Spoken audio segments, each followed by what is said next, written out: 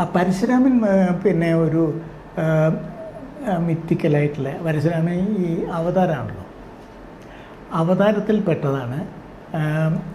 അങ്ങനെ പറയുമ്പോൾ അത് മനുഷ്യരൂപത്തിലുള്ളൊരു ദൈവമാണ്. ആ മനുഷ്യരൂപത്തിൽ വന്നു കഴിഞ്ഞാൽ പിന്നെ അയാൾ ലെജൻഡറി ആയിട്ടുള്ള കാര്യങ്ങളാണ് ചെയ്യുക. മിത്തിക്കലായിട്ടുള്ള ഒരു സംഗതിയാണ് ഈ മഴു എറിഞ്ഞിട്ട് വരുണൻ്റെ അടുത്തുനിന്ന് ഭൂമി വാങ്ങുക എന്നൊക്കെ പറയുന്നത്. അങ്ങനെ ഒരു ലാൻഡ് ക്രിയേറ്റ് ചെയ്തു എന്ന് പറയുന്നത് ഒരു മിത്താണെങ്കിൽ, അവിടെ ബ്രാഹ്മണരെ കൃത്യമായിട്ട് ആഹിച്ചത്രത്തിൽ നിന്ന് കൊണ്ടുവന്നു. ഇവിടെ 64 ഗോത്രങ്ങളായിട്ട് 64 ഗ്രാമങ്ങളായിട്ട് കൊണ്ടുവന്നു. അതിൽ 32 ഗ്രാമങ്ങൾ തുളുനാട്ടിലും പിന്നെ ഇവിടെ 32 എന്നൊക്കെ പറഞ്ഞിട്ടാണ് ഈ ഐതിഹ്യം. എല്ലാം ബ്രാഹ്മണ ഗ്രാമങ്ങളാണ്.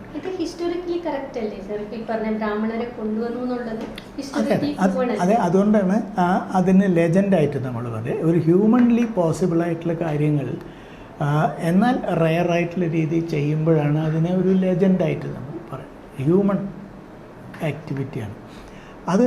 ബ്രാഹ്മണരെ കൊണ്ടുവന്നു എന്ന് പറഞ്ഞാൽ ഒന്ന് ഇവിടെ ആരും ഉണ്ടായിരുന്നില്ല എന്ന് വന്നാൽ അവരുടെ അവകാശം പൂർണ്ണമാവുള്ളൂ.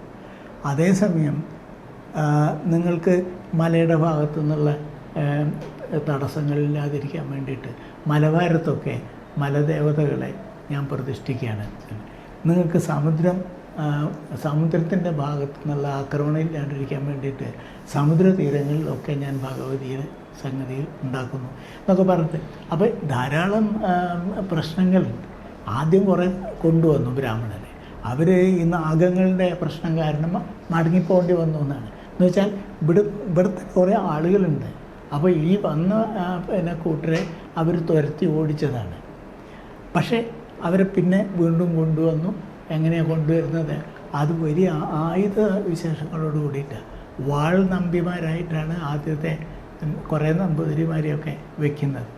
അപ്പോൾ അവർ ശരിക്കും ഗോത്രവർഗങ്ങളിൽ നിന്ന് അവിടെ ഭീഷണിപ്പെടുത്തിയിട്ടും വാളുകൊണ്ട് പിടിച്ചെടുത്ത ഒരു കേരളമാണ് അത്. അപ്പോൾ അടിമകൾ എന്ന് പറയുന്ന ഇവിടുത്തെ ഒരു വിഭാഗത്തിനെ ഉണ്ടാക്കുന്നത് ഈ ആയുധധാരികളായിട്ടുള്ള കുറേ ബ്രാഹ്മണരാണ്. അപ്പോൾ അങ്ങനെ അടിയാർ എന്ന് പറയുന്നൊരു ഗ്രൂപ്പിനെ ഉണ്ടാക്കി ഈ വെള്ളക്കെട്ടുകളും ചതുപ്പുകളും ഒക്കെ ആയിട്ട് കിടന്നിരുന്ന സ്ഥലം വയലുകളാക്കി മാറ്റി.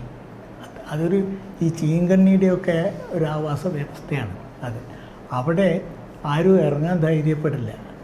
മലനെല്ല് മാത്രം കൃഷി ചെയ്തിട്ടുണ്ടായിരുന്ന പുലയന്മാരെ, പുലങ്ങൾ കൃഷി ചെയ്ത് ജീവിച്ചിരുന്നവരാണ് പുലയർ. അവരെ ഈ തരത്തിൽ ചീങ്കണ്ണിയെ ഭയപ്പെടാണ്ട് ഇറങ്ങാൻ വേണ്ടി പ്രേരിപ്പിക്കുകയൊക്കെ ചെയ്തത് അവരെ മർദ്ദിച്ചും ഒക്കെ അടിമകളാക്കിയിട്ടാണ്. അപ്പോൾ ആ അടിമ ജാതിയാക്കി മാറ്റി കഴിഞ്ഞാൽ അവരെ ചരിത്രം തന്നെ അവർ മറന്നു പോകും. തലമുറകളായിട്ട് എൻസ്ലൈവ് ചെയ്ത് കഴിഞ്ഞാൽ പിന്നെ അവർക്ക് ഹിസ്റ്ററി ഇല്ലല്ലോ. അതേപോലെ നമ്മൾ കേരളത്തിൻ്റെ ചരിത്രം നോക്കി കേരളത്തിൽ മാത്രമാണ് ഒരു വൈശ്യ സമൂഹം, കൃത്യമായിട്ടൊരു വൈശ്യ സമൂഹത്തെ കാണാൻ പറ്റാത്തത്. അതെന്തുകൊണ്ടാണ്? ബാക്കി എല്ലാ സ്റ്റേറ്റിലും അങ്ങനെ ഒരു കമ്മ്യൂണിറ്റി ഉണ്ട്. അതെന്താ വെച്ചാൽ അങ്ങനെ സംഘടിതമായ രീതിയിൽ ഇവിടെ തന്നെ ഉള്ളൊരു കച്ചവടക്കാരുടെ സംഗതി വരുന്നില്ല.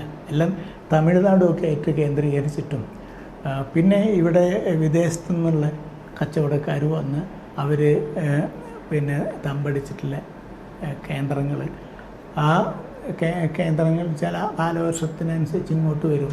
പിന്നെ ഒരു 4 മാസം കഴിഞ്ഞ് കാലവർഷക്കാറ്റ് അങ്ങോട്ട് അടിക്കുള്ളൂ. അപ്പോൾ ആ ഒരു 4 മാസം അവർക്ക് ഇവിടെ ക്യാമ്പടിക്കാണ്ട് പറ്റില്ല. അപ്പോൾ അവരുടെ ജീവിതത്തിന് ആവശ്യമായിട്ടുള്ള സാധനങ്ങളൊക്കെ കൊണ്ടുവന്ന് അങ്ങനെ പട്ടണം കുഴിച്ച് കഴിഞ്ഞപ്പോൾ വൈൻ ജാറുകൾ കിട്ടി. അപ്പോൾ വൈൻ ഇറക്കുമതിയെ പറ്റി ഒക്കെ ആണ് പിന്നെ അത് കുഴിച്ച കക്ഷികൾ പറയാം. പക്ഷേ ഞാൻ ഈ സംശയിച്ച ചരിത്രം കാണുന്ന ആളായതുകൊണ്ട് ഞാൻ ആലോചിക്കുന്നത് ആരായിരിക്കും ഈ തരം വില കൂടിയിട്ടുള്ള അരട്ടൈൻ ജാർ അല്ലെങ്കിൽ ആംഫറ ജാർ പോലത്തെ പാത്രത്തിലൊക്കെ വൈൻ കുടിക്കുന്നത്.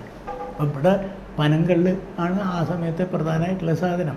അതൊക്കെ കഴിക്കുന്ന മൂപ്പന്മാരായിട്ടുള്ള ആൾക്കാരേ ഉള്ളൂ. രാജാക്കന്മാരൊന്നും ആ കാലത്തില്ല. അങ്ങനെ വരുമ്പോൾ ഇതെങ്ങനെയാണ് അപ്പോൾ കുഴിച്ചെടുത്ത സ്ഥലങ്ങളിലല്ലാണ്ട് ഇത് ഗ്രാമങ്ങളിൽ അവിടെ ഇവിടെ ഒന്നും കിട്ടുന്നില്ല. അപ്പോൾ അതിൻ്റെ സാധനങ്ങൾ പരിശോധിച്ചാൽ അത് ജാറിൽ കൊണ്ടുവന്നിട്ടുള്ളത് ഒന്ന് മീനിൻ്റെ കൊഴുപ്പാണ്. ആ മീനിൻ്റെ കൊഴുപ്പ് മുഴുവനും തന്നെ യൂറോപ്യൻ ഭാഗത്ത് ഉള്ള കടലിലെ കൊഴുപ്പാണ്, മെഡിറ്ററേനിയൻ ഭാഗത്ത്. അപ്പോൾ ഈസ്റ്റേൺ മെഡിറ്ററേനിയൻസ് ആയിട്ടുള്ള കച്ചവടക്കാർ വന്ന് കാലവർഷക്കാറ്റിന് വന്നു, കാലവർഷക്കാറ്റ് തിരിച്ചടിക്കുമ്പോൾ പോവും. അതുവരെ അവരിവിടെ താമസിക്കുകയാണ്. അപ്പോൾ താമസിക്കാൻ അവർ ഉപയോഗിച്ചുകൊണ്ടിരുന്ന സാധനങ്ങൾ, അവരുടെ ഭക്ഷണ സംഗതികളെല്ലാം കൊണ്ടുവന്നു. അത് അവിടെ വെച്ച് നിങ്ങൾ കുഴിച്ചെടുത്തിട്ട് കേരളം ഒരു വലിയ സിവിലൈസേഷനായിരുന്നു എന്ന് പറഞ്ഞാൽ ശരിയാവില്ല. അത് കേരളത്തിലെ ഇതിൻ്റെ ഇതല്ല. എന്തെങ്കിലും ഒരു സിവിലൈസേഷൻ എന്ന് പറഞ്ഞാൽ എനിക്ക് പ്രത്യേകിച്ച് അങ്ങനെ ഒരു അഭിമാനമൊന്നുമില്ല കേരളത്തിൻ്റെ കാര്യത്തിൽ. അവിടെ എന്താ കിട്ടിയത് അതിൻ്റെ അർത്ഥം മനസ്സിലാക്കി നമ്മൾ പറയാം. അതാണ്. അപ്പോൾ ഈ തരത്തിൽ ചില സംഗതികളിൽ ഒരു യുണീക്ക്നെസ് ഉണ്ട്. അതൊന്ന് കേരളത്തിൽ പരശുരാമനാണ് ഭൂമി കൊടുത്തതെന്നാണ് പറയുന്നത്. ഇവിടുത്തെ നമ്പൂതിരിമാർക്ക് ഒരു രാജാവിനോടും കടപ്പാടില്ല എന്നർത്ഥം. രാജാവില്ലാതിരുന്ന ഒരു ഘട്ടമായതുകൊണ്ട് ഇവിടുത്തെ ഗോത്രവർഗങ്ങളെയും ഒക്കെ അടിച്ചൊതുക്കി പിന്നെ അവർ സ്വയം തന്നെ ഭരണം ഉണ്ടാക്കിയ ആൾക്കാരാണ്. ശരിക്കും ഈ പറയുകറ്റ മന്ത്രികളും കഥ കേരളത്തിൻ്റെ ഒരു ആ സമയത്ത് സോഷ്യൽ ഓർഡറിൻ്റെ റിഫ്ലക്ഷൻ തന്നെയാണ്. അതെ അതെ, ആ തരത്തിലുള്ള പല കഥകളിലും നമ്മൾ ഇങ്ങനത്തെ ഒരു സംഗതി കാണും. അപ്പോൾ കഥയെ അതേപോലെ കാണുന്നതിന് പകരം കഥയുടെ സന്ദർഭം എന്താണ്, കഥ സൂചിപ്പിക്കുന്നത് എന്താണ്. അപ്പോൾ കഥയുടെ പെട്ടെന്നുള്ളൊരു സംഗതി അത് ഈ മ്യൂസിക്കിൻ്റെ കാര്യം പറഞ്ഞ പോലെയാണ്. ഈ ആനന്ദിൻ്റെ ഗോവർദ്ധൻ്റെ യാത്രകൾ എന്ന് പറഞ്ഞ പുസ്തകം നോവലുണ്ടല്ലോ. ആ നോവലിൽ അമീർ ഖുഷ്രു സിത്താർ ഉണ്ടാക്കിയ ആളാണ്.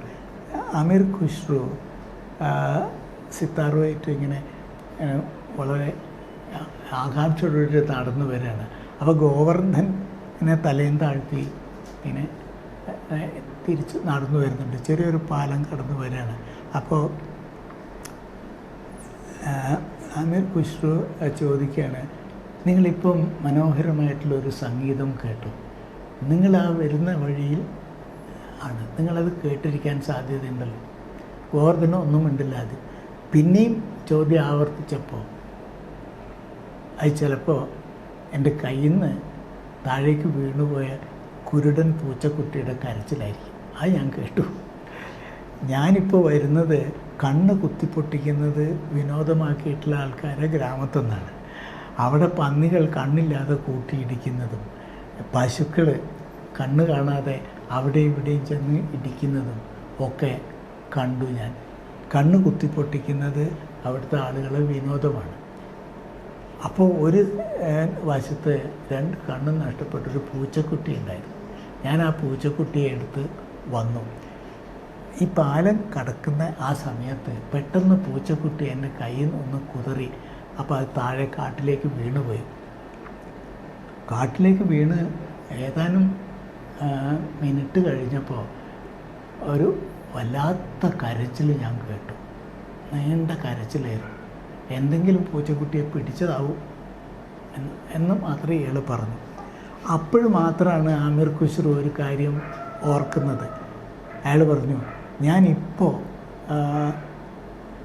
ഓർക്കുന്നത് എനിക്ക് വലിയ പേരുണ്ടാക്കി തന്ന ഒരു സംഗീതമാണ്. ഞാൻ സിത്താറിൽ കൊരുത്ത വലിയ ഒരു രാഗം, അത് എനിക്ക് കിട്ടിയത് ഞാൻ ഒരിക്കൽ ഈ ഡക്കാനിലെ മുൾവനത്തിൻ്റെ മുകളിലൊരു പാറയിലിരുന്നിട്ട് ഇങ്ങനെ സിത്താർ വായിക്കായിരുന്നു. അപ്പോൾ അങ്ങ് താഴെ നിന്ന് ഒരു നല്ല മ്യൂസിക് ഇതുപോലെ കേട്ടു ഞാൻ, നല്ലൊരു ശബ്ദം. അപ്പം ഞാനത് ഉടനെ തന്നെ സിത്താറിൽ പകർത്തി. പിന്നെ എന്താണ് അതിൻ്റെ സ്രോതസ് എന്നറിയാൻ വേണ്ടി താഴേക്ക് ഇറങ്ങി വന്നു. അപ്പോൾ കാട്ടിൽ ഒറ്റപ്പെട്ട നിലയിൽ ഒരു പട്ടാളക്കാരൻ കാല് നഷ്ടപ്പെട്ട് കരയുന്നതാണ് ഞാൻ കണ്ടത്. ഇടയ്ക്ക് അയാൾ ഉറക്കെ നിലവിളിക്കുന്നുണ്ടായിരുന്നു. അതാണ് ഞാൻ പാറയുടെ മുകളിലേക്ക് കേട്ടത്. അപ്പോൾ ഇപ്പോൾ നിങ്ങളെ പൂച്ചക്കുട്ടിയുടെ കരച്ചിൽ കേട്ടപ്പോൾ ഞാൻ അത് ഓർക്കുന്നതാണ്.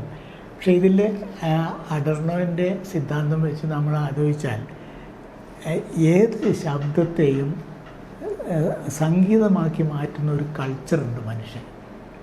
ഏതെങ്കിലും ഒരു ജനവിഭാഗം അതിൻ്റെ ദുരിതങ്ങളിൽ നിന്നുണ്ടാക്കുന്ന ഒരു സ്വരമായിരിക്കും അത്. പക്ഷേ വേറൊരു ജനവിഭാഗം അതിനെ ഒരു സംഗീതമായിട്ടായിരിക്കും ഉൾക്കൊള്ളുക. ആ സംഗീതമായി ഉൾക്കൊള്ളുന്നതോടുകൂടി ഈ ദുരിതം എന്നുള്ള കഥ ഇറേസ് ചെയ്തു പോകും. അതുപോലെ കേരളത്തിന്റെ ചരിത്രം എടുത്ത് നോക്കിയാൽ നമുക്ക് ഏറ്റവും ടേണിംഗ് പോയിന്റ് എന്ന് തിരിഞ്ഞു നോക്കുമ്പോൾ തോന്നുന്ന നമ്മൾ നിങ്ങൾ പറയുന്നത് അല്ല ചോദിക്കുന്നത് എന്ന് ഞാൻ വേറെന്തുമായിരിക്കും പറയുന്നത്. സോറി. ഏറ്റവും സിഗ്നിഫിക്കൻ്റ് എന്ന് സാർ കരുതുന്ന ഇൻസിഡന്റ് എന്താണ് കേരള ചരിത്രത്തിൽ? കേരള ചരിത്രത്തിലെ ആദ്യത്തെ ഏറ്റവും പ്രധാനപ്പെട്ട ഇൻസിഡൻ്റ് എന്ന് പറയുന്നത് വെള്ളക്കെട്ടും ചതുപ്പുകളായിട്ട് കിടന്നിരുന്നതിനെ നെൽവയലുകളാക്കി മാറ്റിയതാണ്. അതാണ് കേരളത്തിൻ്റെ ഭൂപ്രകൃതിയെ ആകെ തന്നെ മാറ്റിമറിച്ച ഒരു കാര്യം.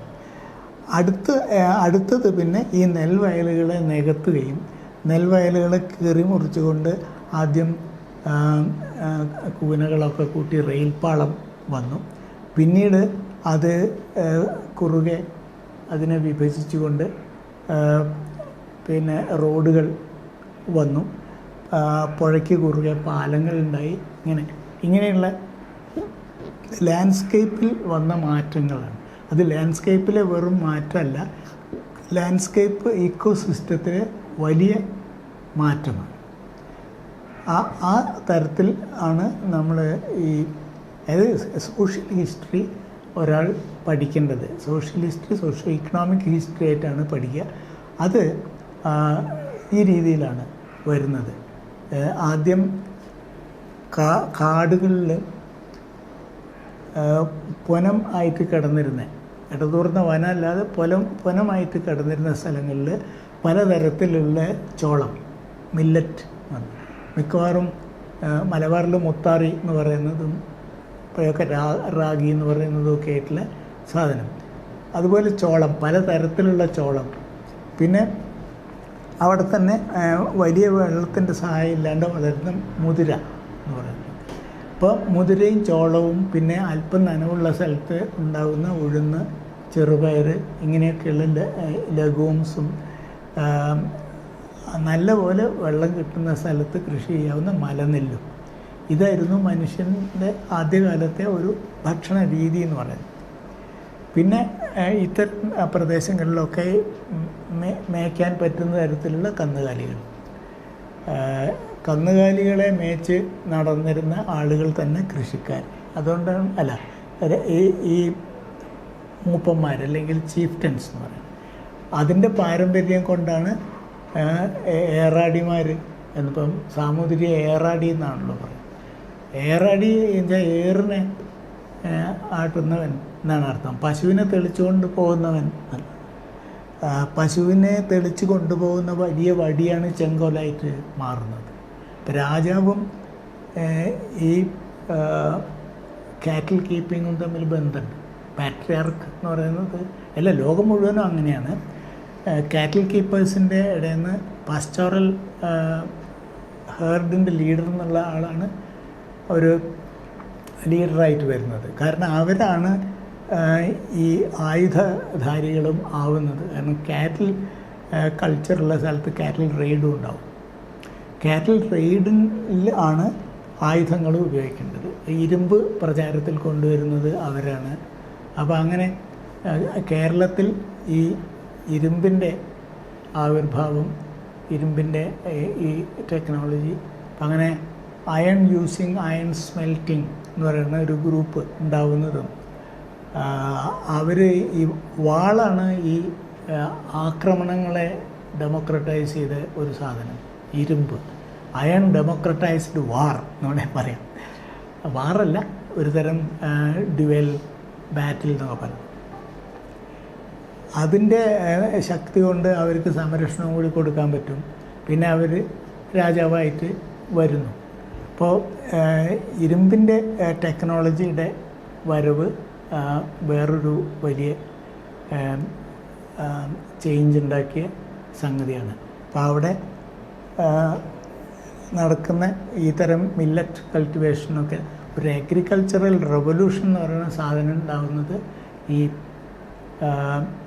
ചതുപ്പുകളൊക്കെ നികത്തി വയലുകളാക്കി മാറ്റിയപ്പോൾ ഉണ്ടാകുന്നതാണ്.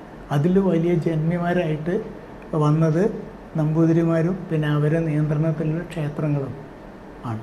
അപ്പോൾ അവിടുന്ന് അങ്ങോട്ട് വേറൊരു തരം സാമൂഹ്യ വ്യവസ്ഥിതിയുടെ ചിട്ടപ്പെടുത്തലും ജാതി സമ്പ്രദായവും അടിമ സമ്പ്രദായങ്ങളും ഇങ്ങനെയൊക്കെ ആയിട്ടുള്ള ഒരു സംഗതിയാണ്. അത് കഴിഞ്ഞ് ഇന്നൊരു വലിയ മാറ്റം വരുന്നത് ബ്രിട്ടീഷുകാരുടെ വരവോട് കൂടിയിട്ടാണ്. മറ്റ് കോളനിക്കാരായിട്ടുള്ള പോർച്ചുഗീസുകാർ, ഡച്ചുകാർ ഇങ്ങനെ അവർക്ക് കോസ്റ്റലായിട്ടുള്ള ഏരിയയിൽ അവർ സ്ത്രീകളെ വിവാഹം ചെയ്യും അങ്ങനെയൊക്കെ ചെയ്തിട്ടുള്ള പ്രത്യേക രീതിയിലൊക്കെയുള്ള ഒരു പോപ്പുലേഷനിൽ വ്യത്യാസങ്ങൾ ഉണ്ടാകുന്നുണ്ട്. ഒരു വലിയ ഒരു ചേഞ്ച് ഉണ്ടാകുന്നത് ബ്രിട്ടീഷ്